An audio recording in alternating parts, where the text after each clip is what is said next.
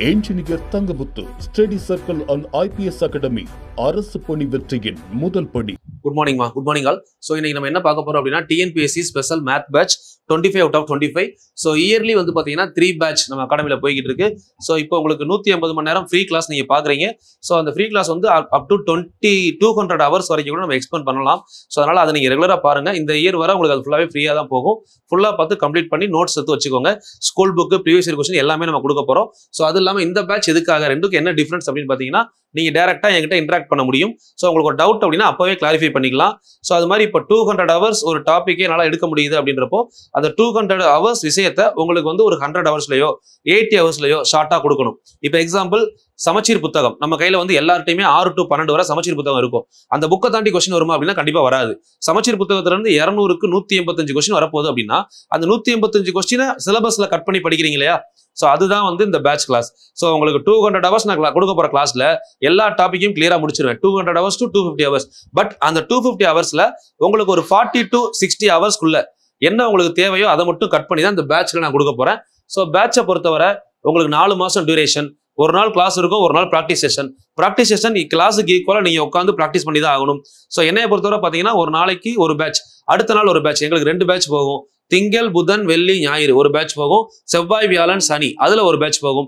So உங்களுக்கு வந்து பாத்தீங்க அப்படின்னா நீங்க ஜாயின் பண்ணிருக்க பேட்ச்ல ஒரு நாள் கிளாஸ் இருக்கும், ஒரு நாள் பிராக்டிஸ் தான் இருக்கும்.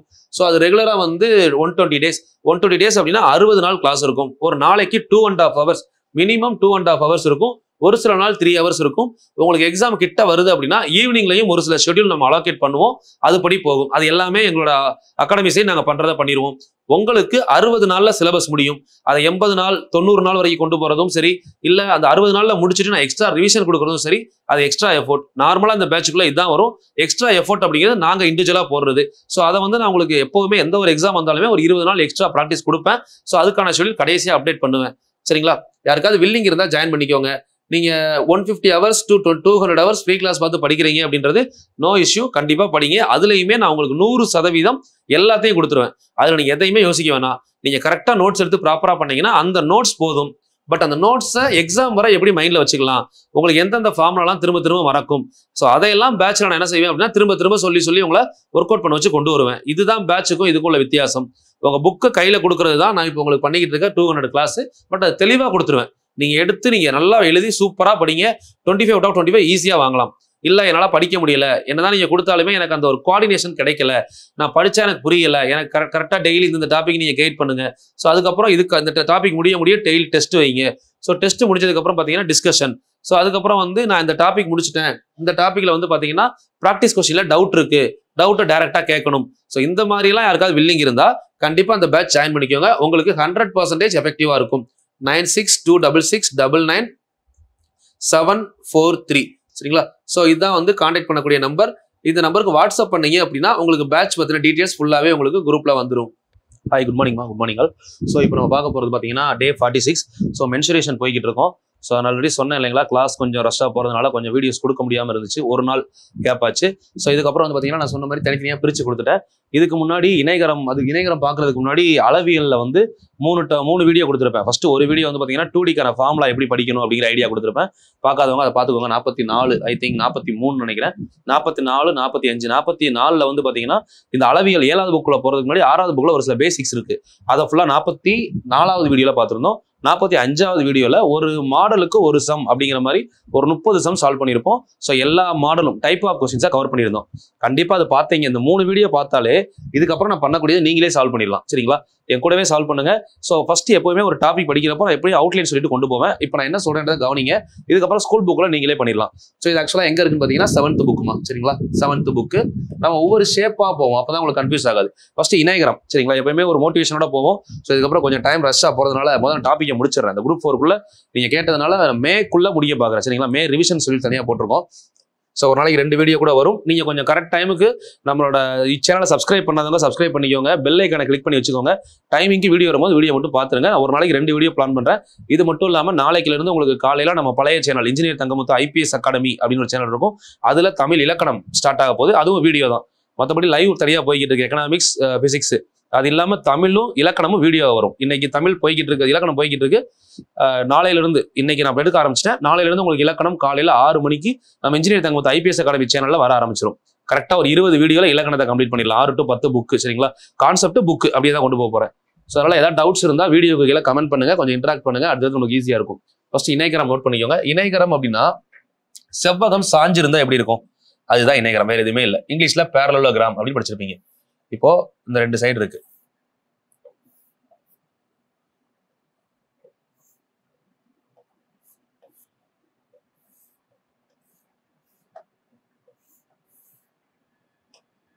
இதுல இந்த வெர்டிக்கல் ஹைட் இருக்கு இல்லைங்களா, இதுதான் ஹச். நல்லா புரிஞ்சுக்கணும். ஏன்னா டயக்ராம் தெரியாம நீங்க எதுவுமே பண்ண முடியாது. ABCD இதுக்கு பேர் இணைகரம். சரிங்களா? ஒருவேளை இந்த இணைகரம் கொஞ்சம் ஷேப் மாத்தி நல்லா பாருங்க, இந்த மாதிரி கொடுத்துருக்காங்கன்னு வைங்களேன். இப்போ இது கொஞ்சம் நிக்கிற மாதிரி இருக்கா ஸ்ட்ரெயிட்டா, அது வந்து பாத்தீங்கன்னா ஸ்லாண்டிங்கா இருக்கு. இது வந்து ஹரிசாண்டல் இருக்க ஒரு பேரலோகிராம், இது வெர்டிகலா இருக்கு. ஸோ இதுலயும் ஒன்றும் இல்லை. இதை தான் நம்ம என்ன சொல்லுவோம்னா ஹச்சுன்னு சொல்லுவோம். இந்த இடத்துல எது பேஸு எது ஹச்சு, இந்த இடத்துல இது பேஸு இது ஹைட்டு. இந்த மாதிரி 2 விதமான இணைகரம் நம்ம தெரிஞ்சுக்கணும். சரிங்களா? நம்ம எப்பயுமே பெரிய சைடு தான் பீன் எடுக்கக்கூடாது.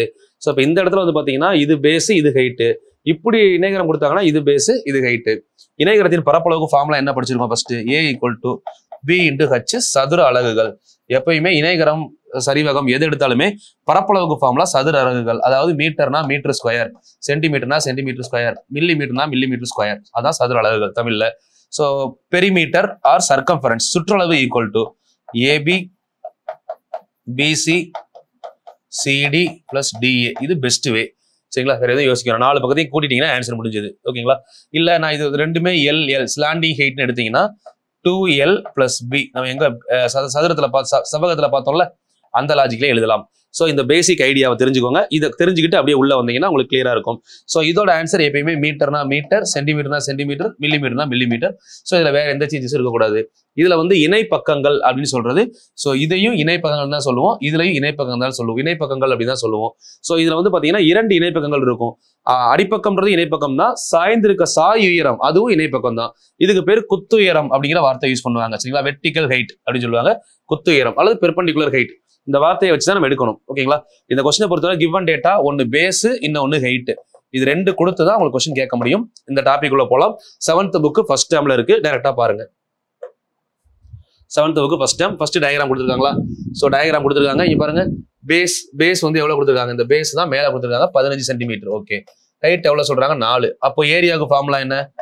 15 × 4 B × H. ஆன்சர் 60 சென்டிமீட்டர்னா சென்டிமீட்டர் ஸ்கொயர்.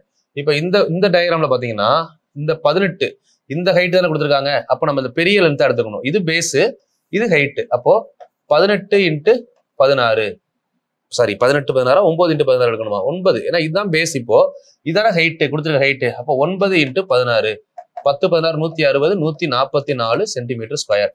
2க்கும் நான் பரப்பளவு கண்டுபிடிச்சிருக்கிறேன். சுற்றளவு அப்படின்னு சொன்னா என்ன பண்ணலாம்? இந்த 5 இங்க ஒரு 15, அப்ப இங்க ஒரு 5 இங்க ஒரு 15, 15 5 20 20 20 40 பெரிமீட்டர் 40 சென்டிமீட்டர் எடுத்துக்கலாமா? சரி, இங்கே சுற்றளவு 18 18 9 9, அப்ப 3 18 54 சென்டிமீட்டர். இது பெரிமீட்டர் எடுத்துக்கலாம். இது ஏரியா. அவ்வளவுதான், கண்டுபிடிச்சாச்சு. ஆன்சர் முடிஞ்சதா? ஸோ இந்த மாதிரி தான் கொஸ்டின்ஸ் கேட்பாங்க. ஃபர்ஸ்ட் டயக்ராம் ஸ்ட்ராங்கா இருந்தீங்கன்னா இது நீங்க எவ்வளவு ஸ்பீடா வேணா பண்ண முடியும். டயக்ராம் ஸ்ட்ராங் இல்லாம நம்ம யோசிக்கவே முடியாது. பாருங்க, 60 40 144 54, அவ்வளவுதான். இப்ப சால்வ் பண்ணது நம்ம. நெக்ஸ்ட் இப்ப இதுல எக்ஸசைஸ் எக்ஸாம்பிள் எல்லாமே முடிச்சிடலாம். இணையகரம் முடிச்சுட்டு அடுத்த டயக்ராம் போலாம். அடிப்பக்கம் 12 மீட்டர் மற்றும் உயரம் 8 மீட்டர் அளவுள்ள இணைகரத்தின் என்ன கேட்கிறாங்க? பரப்பளவு என்னன்னு தான் கேட்கிறாங்க. சரிங்களா? அப்ப நம்ம பார்த்தா இணைகரம் டயக்ராம் வரையணுமா? ஃபர்ஸ்ட் இணைகரம் டயக்ராம் வரைஞ்சுக்கோங்க. அடிப்பக்கம் எவ்வளோ? 12 மீட்டர். குத்து உயரம் எவ்வளவு சொல்றாங்க? 8 மீட்டர். ஸோ அப்போ B × H தானே ஃபார்முலா. 12 8 எவ்வளோ ஆச்சு? 12 × 8 8 × 12 96 சென்டிமீட்டர்னா சென்டிமீட்டர். இங்க என்ன கொடுத்துருக்காங்க கொஸ்டின்ல? மீட்டர் இருக்கா? அப்போ 96 மீட்டர் ஸ்கொயர் அப்படின்னு எடுக்கணும். ஆப்ஷன் இருக்கா? சதுர மீட்டர் ஆர் மீட்டர் ஸ்கொயர். இது சதுர மீட்டர், சதுரம்னா ஸ்கொயர்னு அர்த்தம். சரிங்களா? அடுத்த கொஸ்டினை முதல் எழுதி டயக்ராம் போட்டு நம்மளே சால்வ் பண்ணலாம். பரப்பளவு 368, அடிப்பக்கம் 23, இணைகரத்தின் உயரம் என்னன்னு கேட்கிறாங்க. ஃபர்ஸ்ட் இணைகரம் வரைஞ்சிக்கலாமா? இணைகரம் வரைஞ்சிட்டு பரப்பளவு 368 அப்படின்னு கொடுத்துட்டாங்க. பரப்பளவு ஏரியா 368. அடிப்பக்கம் B equal to 23. சரிங்களா? உயரம் H என்னன்னு கேட்குறாங்களா? அப்போ B into H equal to தான் நமக்கு ஏரியா தெரியும். ஸோ இதுல இருந்து கொண்டு வரலாமா? B into H equal to ஏரியானா B into H equal to 368. B value எத்தனை? 23 இன்டு H ஈக்குவல் டு 368. அப்போ H வேணும்னா 368/23. அதே தான் பண்ணியிருக்காங்க புக்லையும். அப்படியே கேன்சல் பண்ணீங்க அப்படின்னா 16 டைம் வரும். ஆன்சர் 16. இது சதுர சென்டிமீட்டர். உயரமோ அடிப்பக்கமோ கேட்டாங்கன்னா ஆன்சர் சென்டிமீட்டர். இது வந்து ரிவர்ஸ் ஆர்டர். ஆக்சுவலா உங்களுக்கு ஆன்சர் கொடுத்து கொஸ்டின் கேட்கறாங்கல்ல, பரப்பளவு கொடுத்து உயரமோ அடிப்பக்கமோ கேட்டாங்கன்னா ரிவர்ஸ் ஆர்டர். இப்படி நம்ம எடுத்துக்கலாம். சரிங்களா? இப்போ நான் சொல்ற ஸ்பீடு ஓகே தானே? ஸோ எப்பயுமே வந்து பாத்தீங்கன்னா இதுல நம்ம ஃபார்முலா படிக்கும்போது தெளிவா படிச்சிடணும். அடுத்து நம்ம ஸ்பீடப் பண்ணிக்கலாம், பிரச்சனையே கிடையாது. இப்போ இந்த கொஸ்டின் பாருங்க, யோசிங்க இந்த கொஸ்டினை. இணைகரத்தின் அடுத்தடுத்த பக்கங்கள் முறையே 12 மற்றும் 9 சென்டிமீட்டர். சிறிய பக்கங்களுக்கு இடையே உள்ள தொலைவு 8. பெரிய பக்கங்களுக்கு இடையே உள்ள தொலைவு. சிறிய பக்கங்களுக்கு இடையே உள்ள தொலைவுனா பாருங்க, இப்போ என்ன கொடுத்துருக்காங்க, நம்ம டயக்ராம் மாதிரி டிரா பண்ணணும். இதை பார்த்து எழுதக்கூடாது, நம்மளே டயக்ராம் மாதிரி டிரா பண்ணுவோமா? ஒரு இணைகரம் அப்படின்னா இந்த மாதிரி இருக்குமா? ஒரு இணைகரம் ஃபர்ஸ்ட் இதுல என்னெல்லாம் கொடுக்குறாங்க? 12, 9. அப்ப பெரிய பக்கம் கீழே இருக்கிறது 12 போட்டுக்கலாம், இது 9 எழுதிக்கலாமா? ஓகே. இது ரெண்டுக்கு உள்ள உயரம், இந்த ஹைட் எவ்வளோ? இந்த ரெண்டுக்கு ஸ்ட்ரெயிட் லைன் போட்டீங்கன்னா இந்த ஹைட் வேற, இந்த ஹைட் வேற. கரெக்டா? இந்த ரெண்டு பெரிய பக்கங்களுக்கு இடையே உள்ள தொலைவு. சரிங்களா? பெரிய பக்கங்களுக்கு இடையே உள்ள தொலைவு கேட்டிருக்காங்க. இந்த உயரம் இப்ப கொஸ்டின்ல கேட்டிருக்காங்க.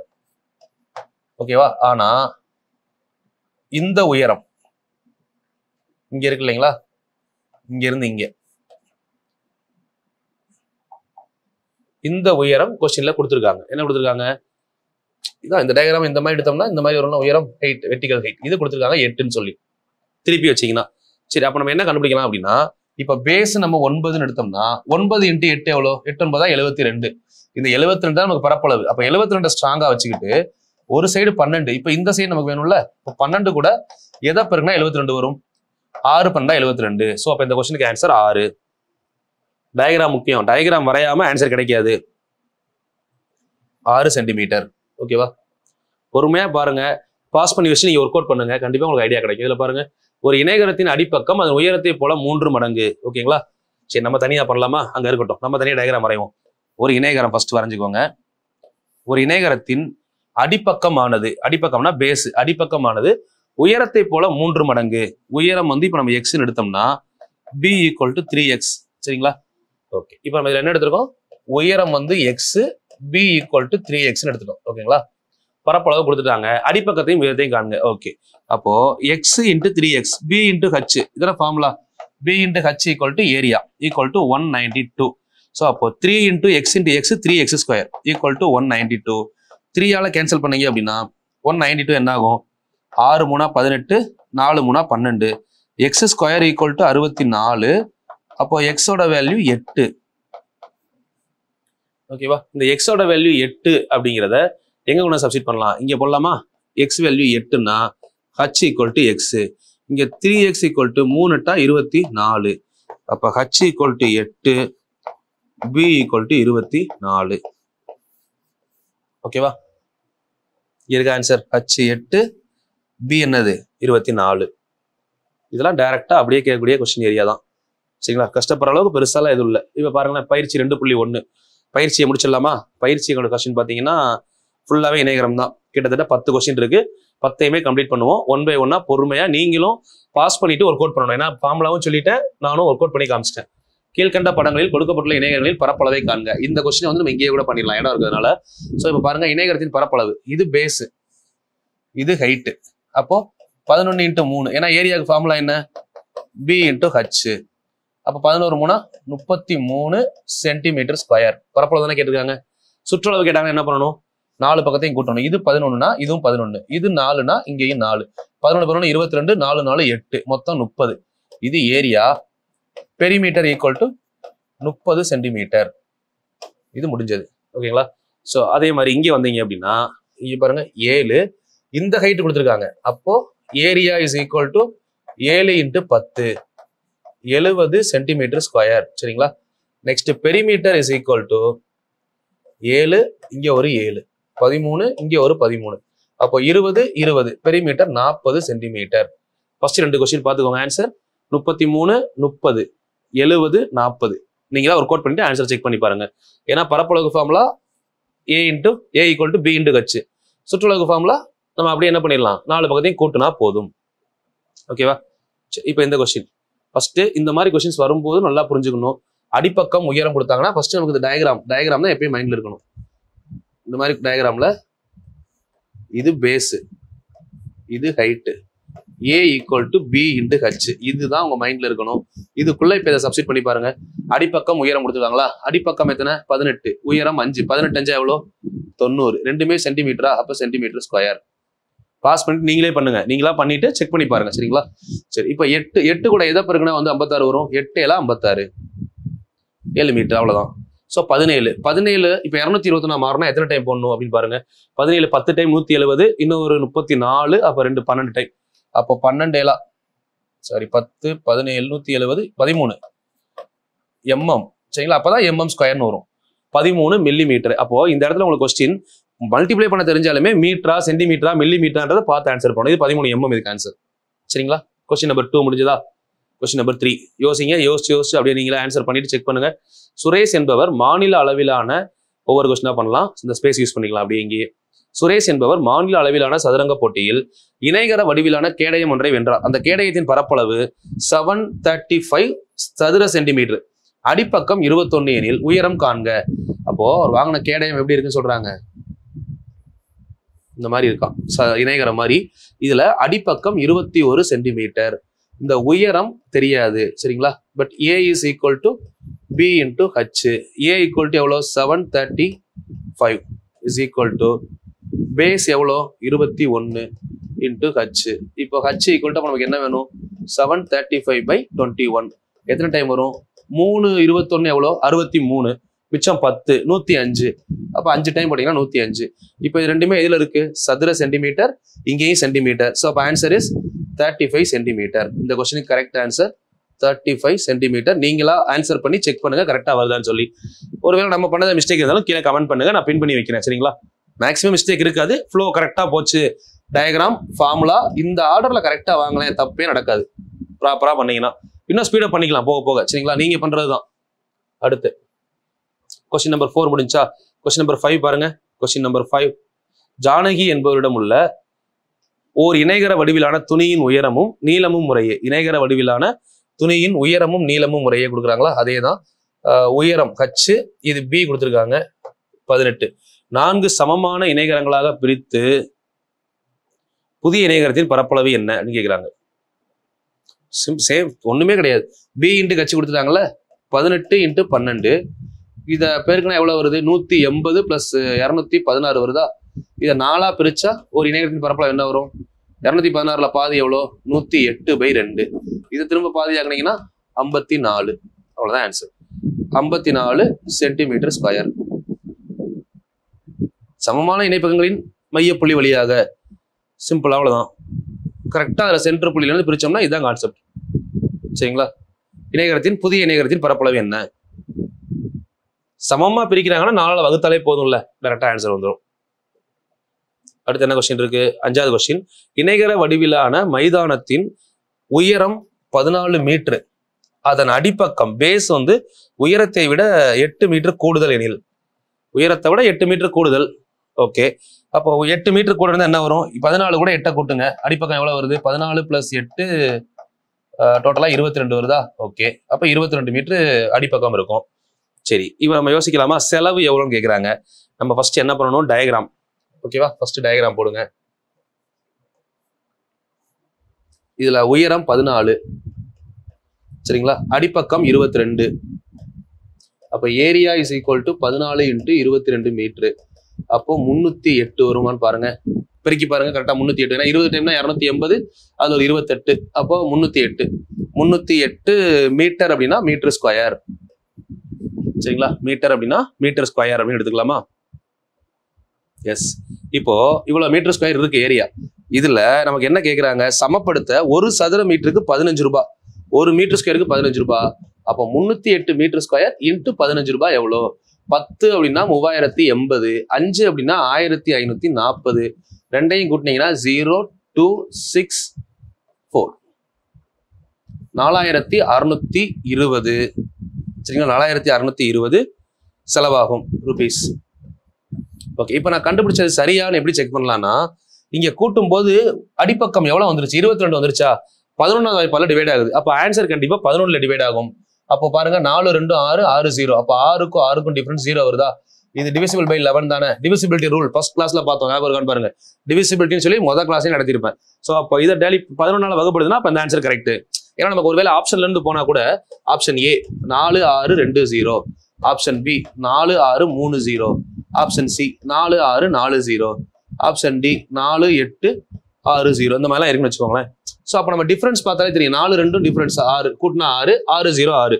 இது வந்து டிவிசிபிலிட்டி ரூல் 11ஆல எப்படி டிவைட் ஆகும்னு நடத்தியிருக்கேன். அதை பாருங்க, ஈஸியா புரியும். ஒரு நம்பர் கேப் விட்டு மேல கூட்டுவோமா, எதெல்லாம் விட்டோமோ அதெல்லாம் கீழே கூட்டணும். ரெண்டுக்கும் டிஃபரன்ஸ் பார்க்கும்போது ஒன்னு 0 வரணும், இல்ல 11 வரணும். அப்படி வந்து அந்த நம்பர் 11ல டிவைட் ஆகும். ஸோ அப்படி பார்த்து நம்ம ஆப்ஷன்ல இருந்து இருக்கிறதுக்கான வாய்ப்புகளும் இருக்கு இந்த கொஸ்டினுக்கு. சரிங்களா, மேக்ஸிமம் ஆப்ஷன்ல இருந்து அதுவும் பெஸ்டா தான் இருக்கும். ஓகே, கொள்குறி வகை வினாக்கள் 6 7. அடுத்துள்ள பக்கங்கள் முறையே இணைகரத்தின் சுற்றளவு கேட்கிறாங்க. அடுத்துள்ள பக்கங்கள்லாம் என்ன மீனிங் பாருங்க. ஒரு பக்கம் 6னா இன்னொரு பக்கம் 5. அப்ப இது 6னா இது 5. 5 5 10, 6 6 12, 10 12 22. ஆப்ஷன் 4 முடிஞ்சதா? அடுத்து 10 மீட்டர் அடிப்பக்கம். அடுத்து 7வது கொஸ்டின் பாருங்க, அதே லாஜிக் தான். 10 மீட்டர் அடிப்பக்கம் 7 மீட்டர் உயரம் கொடுத்துட்டாங்களா? அப்ப இணைகரம் ஒன்றின் பரப்பளவு என்ன? B into H. 10 into 7. Answer is 70. 70 இருக்கா? ரொம்ப சிம்பிளா தான் இருக்கு. இதெல்லாம் அப்படியே எடுத்து உங்களுக்கு கொஸ்டின் கேட்கிற வாய்ப்புகள் அதிகமா இருக்கு. இன்னும் 8 9 10 முடிச்சோம்னா அடுத்து சாய் சதுரம் அடுத்த வீடியோல பார்க்கலாம். ஏன்னா இப்படி கொடுத்தேன்னா உங்களுக்கு நான் ஒரு நாளைக்கு 2 வீடியோ கூட கொடுத்துருவேன். அது மாதிரி உங்களுக்கு கான்செப்ட் ஈஸியா புரிஞ்சிடும். சரிங்களா, இப்போ எனக்கு இணைகரம் தெரியல அப்படின்னா இணைகரம் வீடியோ எடுத்து பார்த்தீங்கன்னா இணைகரம் தெரியும். சாய் சதுரம் தெரியல, சாய் சதுரம் வீடியோ. அப்படி பார்க்குறப்போ நிறைய ஃபார்முலா படிச்ச மாதிரி இருக்காது. படிச்ச ஃபார்முலா ஒண்ணா ஒர்க் அவுட் பண்ண மாதிரி இருக்கும். புக் கொஸ்டினை எக்ஸாக்டா பார்க்க முடியும். அப்படியே புக்ல என்ன இருக்கோ அதை பார்த்துருவோம். இப்போ இது எல்லாமே நான் உங்களுக்கு 45வது வீடியோல எல்லா கான்செப்டையும் மொத்தமா சொன்னேன். அப்போ உங்களுக்கு ஒரு ஐடியா கிடைச்சிருக்கும். இப்போ ஒண்ணா பாக்குறப்போ அந்த ஐடியாவை தெளிவுபடுத்திக்கலாம். இப்போ இதுதான் இணைகரம். அப்ப இணைகரம்ல எப்படி எல்லாம் கேட்கலாம், இவ்வளவுதான் கேட்க முடியும். ஸ்கூல் புக் தானே கொஸ்டின். இதுக்கப்புறம் இதெல்லாம் முடிச்சதுக்கு அப்புறம் நம்ம ப்ரீவியஸ் இயர் கொஸ்டின் போடுவோம் தனியா. அது வந்து பாத்தீங்கன்னா இன்னும் ஸ்பீடா இருக்கும். ஒரு நாளைக்கு ஒரு வீடியோல 100 கொஸ்டின் 1 hour தான் ஸ்பீடா. நம்ம டைம் அவுட் போட்டோம்ல, நிறைய பேர் நல்ல ஃபீட்பேக், அதெல்லாம் நல்லா பண்ணீங்க. நிறைய பேர் பண்ணி அதுக்கான ஆன்சர் சொன்னீங்க. 100 கொஸ்டின்ல 85 90 போட்டவங்க இருக்கீங்க. சூப்பர். அந்த மாதிரி தான் ஒரு வீடியோ ஒரு சாப்டரை கரெக்டா பக்காவா முடிச்சுட்டு ப்ராக்டிஸ் பண்ணி நம்மளே செக் பண்ணிக்கணும். அக்யூரசியை இன்க்ரீஸ் பண்ணிக்கணும். அவ்வளவுதான். இதை பண்ணிட்டீங்களா கண்டிப்பா கிளியர் பண்ணிடலாம். 8வது கொஸ்டின் பாருங்க. 52 சதுர சென்டிமீட்டர் பரப்பளவு, அதுக்கடுத்து என்ன சொல்றாங்க, 4 சென்டிமீட்டர் உயரம். ஓகே, இணைகரத்தின் அடிப்பக்கம் கேட்கிறாங்க. இப்போ பியவும் ஹச்சையும் பெருக்குனாதான் என்ன வரணும், 52 வரணும். நமக்கு இங்க உயரம் 4ன்னு தெரியும். 4 கூட பேஸ் எதை பெருக்குனா 52 வரும். 13 4 52. சிம்பிள் லாஜிக், அவ்வளவுதான். ஒரு இணைகரத்தின் அடிப்பக்கத்தை 2 மடங்காகவும் உயரத்தை பாதியாக்கும் பொழுது பரப்பளவு என்ன எப்படி இருக்கும்? ஸோ இது நல்ல சூப்பர் கொஸ்டின். ஆனா கான்செப்ட் தான் இதுவுமே. இணைகரத்தின் பரப்பளவுக்கு ஃபார்முலா என்ன? இணைகரத்தின் பரப்பளவுக்கு ஃபார்முலா நல்லா பாருங்க, B into H. கரெக்டா? B into H ஃபர்ஸ்ட் அது தெரிஞ்சுக்கணும். இணைகரத்தின் பரப்பளவுனா B into H. இதுல இப்ப என்ன பண்ண சொல்றாங்க பாருங்க, அடிப்பக்கத்தை 2 மடங்காக சொல்றாங்க. அப்போ அந்த B-ய 2B ஆக்கணும். ஆக்கிட்டேன், புரியுதா? இந்த B-ய டபுள் ஆக்கிட்டேன். சரிங்களா? ஓகே. உயரத்தை பாதியாக சொல்றாங்க. அப்போ உயரத்தை இப்ப பாதி ஆக்கிட்டேன். இப்ப அவங்க சொன்ன 2 விஷயத்தையும் பண்ணியாச்சா? இப்ப எனக்கு என்ன ஆகும், இந்த 2 கேன்சல் ஆகுமா? அப்ப எனக்கு ஆன்சர் என்ன கிடைக்கும்? எவ்வாறு மாறும்? மாறாது. ஆன்சர் மாறவே மாறாது. அப்படியே தானே இருக்கும். அந்த 2 கேன்சல் ஆயிருச்சுல்ல. ரொம்ப சிம்பிள் லாஜிக். 10வது கொஸ்டின் பாருங்க. இணைகரத்தின் உயரம் மற்றும் இணைகரத்தின் உயரம், இது வேறமா அடுத்த டாபிக் வரப்போகுது. இணைகரத்தின் உயரம் 8 சென்டிமீட்டர் மற்றும் அதன் அடிப்பக்க உயரத்தை போல 3 மடங்கு. இணைகரத்தின் உயரம் அதன் அடிப்பக்கம் உயரத்தை போல 3 மடங்கு. ஓகே. அப்போ H ஈக்குவல் டு 8 சென்டிமீட்டர். அப்போ பேஸ் ஈக்குவல் டு 3 H தானே, 3 மடங்கு. அப்போ 3 8 24. சரி, பரப்பளவு கேட்குறாங்க. பரப்பளவு ஃபார்முலா என்ன? B இருக்கு, H இருக்கா? Area equal to 24 into 8. 20 8 160. இது ஒரு 32 192 சென்டிமீட்டர் ஸ்கொயர் ஆர் சதுர சென்டிமீட்டர். ஆப்ஷன் பி முடிஞ்சது. இணைகரம் எவ்வளவு ஈஸின்னு பாத்தீங்களா? இவ்வளவுதான். எல்லா கொஸ்டின் நீங்களே சால்வ் பண்ணிடலாம். நல்லா ஸ்ட்ராங்கா இருந்தீங்கன்னா இணைகரம் முடிஞ்சது. இணைகரம் இவ்வளவுதான். Ideology over. சரிங்களா? ஸோ இதுக்கப்புறம் நீங்க தான் ஒவ்வொரு விஷயத்தையும் பண்ண ஆரம்பிக்கணும். ஆல்ரெடி படிச்சுட்டோன்றதை விடாம டெய்லி ப்ராக்டிஸ். ரொட்டீனா ப்ராக்டிஸ் பண்ணணும். ஒரு நாளைக்கு நீங்க 10 மணி நேரம் படிச்சா கூட நல்லா புரிஞ்சுக்கோங்க, தமிழுக்கு 3 மணி நேரம் ஒதுக்கிடுங்க, மேக்ஸுக்கு 1 to 2 hours தனியா ஒதுக்கிடுங்க. ஒரு 5 மணி நேரம் குறைஞ்சது ஸ்பெண்ட் பண்ணணும். நான் இப்பதான் தமிழ் படிக்கிறேன், இங்கிலீஷ் மீடியம் அந்த மாதிரிலாம் இருந்தீங்கன்னா தமிழுக்கு மேக்ஸுக்கு மட்டும் ஒரு நாளைக்கு 7 மணி நேரத்துல இருந்து 8 மணி நேரம் ஒதுக்கலாம். ஏன்னா அதுதான் ஸ்கோரிங் ஏரியா. ஒரு நாளைக்கு ஒரு 4 மணி நேரம் ஜிஎஸ் எடுத்தீங்கன்னா கூட போதும். கரண்ட் அஃபேர்ஸை தயவு செஞ்சு பெருசா ஃபோக்கஸ் பண்ணி டச் பண்ண வேணாம். ஒரு 15 நிமிஷம் டெய்லி வீடியோஸ் யாராவது போடுறாங்க பாக்குறீங்கன்னா பாருங்க. இல்ல நான் நியூஸ் பேப்பர் டெய்லி ஒரு 10 நிமிஷத்துல படிச்சிருவேன், என்னால அது தெரியும், எந்த நியூஸ் தேவைன்னு சொல்லி எடுக்க தெரியும்னா எடுத்து படிங்க. அப்படி இல்லாம சம்பந்தமே இல்லாம டெய்லி அதுக்காக ஒரு 1 hour 2 hours ஸ்பெண்ட் பண்றேன்னு சொல்லி தயவு செஞ்சு ஸ்பெண்ட் பண்ணாதீங்க. தேவையே கிடையாது. ஏன்னா உங்களுக்கு கரண்ட் அஃபேர்ஸ்ல இருந்து குரூப் 4ல 6 கொஸ்டின் கேட்பாங்க அதிகபட்சம். நல்லா தெளிவா கேட்டாலுமே 6ல 4 கொஸ்டின் நீங்க போடுவீங்க. இப்போ நீங்க படிக்காமே இருந்தாலும் போடுவீங்க, படிச்சாலும் போடுவீங்க. அது லாஸ்ட் 1 மாசம் போதும். சரிங்களா? அதை 1 monthல கரெக்டா பிரிச்சு பார்த்தோம்னாலே போதும். சரிங்களா? அதனால இப்போ தேவையில்லாம கரண்ட் அஃபேர்ஸ்க்கான டைம் ஸ்பெண்ட் பண்றதை கொஞ்சம் அவாய்ட் பண்ணுங்க. எதுக்கு டைம் தேவையோ அதுக்கு ஒதுக்கி படிங்க. சரிங்களா? எதுக்காகவும் யாருக்காகவும் வெயிட் பண்ணாதீங்க. உங்களுக்காக ஒரு ஷெடியூல போட்டு அந்த ஷெடியூல மூவ் பண்ணி போய்கிட்டே இருங்க. டிவியேட் ஆக வேணாம். யாருக்கு எதுல வெயிட்டேஜ் அதிகமா தெரியுமோ அந்த சப்ஜெக்டை ரொம்ப பெருசா சொல்றதுனால நீங்க அந்த சப்ஜெக்ட்ல போய் நீங்களும் டைம் ஸ்பெண்ட் பண்ணி உங்களோட வீக்னஸ் எதுன்றதே தெரியாம டிராவல் பண்ணிடாதீங்க. ஏன்னா அது பெரிய ஆபத்து. அதனால உங்களோட வீக்னஸ் எது, எந்த இடத்துல நம்ம லோவா இருக்கும், அதுல நம்ம எப்படி ஃபோக்கஸ் பண்ணலாம். சரிங்களா? கொடுக்குறவங்க ஒவ்வொரு ஏரியா கொடுப்பாங்க. இப்போ நான் மேத்தமெட்டிக்ஸ் நீங்க கேட்கறதுனால நிறைய கொடுத்துட்டு இருக்கேன். எக்கனாமிக்ஸும் கொடுக்குறேன், பிசிக்ஸும் கொடுக்குறேன். ஒரு சிலவங்க சோசியல் மட்டுமே கொடுப்பாங்க, ஒரு சிலவங்க சயின்ஸ் மட்டுமே கொடுப்பாங்க. ஸோ அவங்க எந்த ஏரியால ஸ்ட்ராங்கா இருக்காங்களோ, ஒரு சில சோசியல் டீச்சர்ஸ்னா சோசியல்ஸ் கொடுக்க ஆரம்பிக்கிறாங்கன்னு வைங்களேன். ஸோ அவங்களுக்கு சோசியலை பத்தி நிறைய தெரியும். அப்போ அவங்களுக்கு தெரிஞ்ச கண்டென்ட் ஃபுல்லா கொடுக்கறதுனால உங்களுக்கு யூஸ் கிடையாது. நான் என்னோட 10 மணி நேரத்தை எப்படி படிக்க போறேன், என்னோட எக்ஸாமுக்கு என்ன தேவை அதை மட்டும் எடுத்துக்கிட போறேன். அப்படிதான் இருக்கணும். சரிங்களா? நமக்கு என்ன தேவையோ அதை மட்டும் எடுத்துக்கிட்டு உங்க டைமை கரெக்டா யூட்டிலைஸ் பண்ணிட்டு போய்கிட்டே இருந்தீங்கன்னா இந்த வருஷம் எல்லாருமே கண்டிப்பா கவர்மெண்ட் ஜாப் போயிருவீங்க. எல்லாருக்குமே வாழ்த்துக்கள்மா. Thank you. All the very best.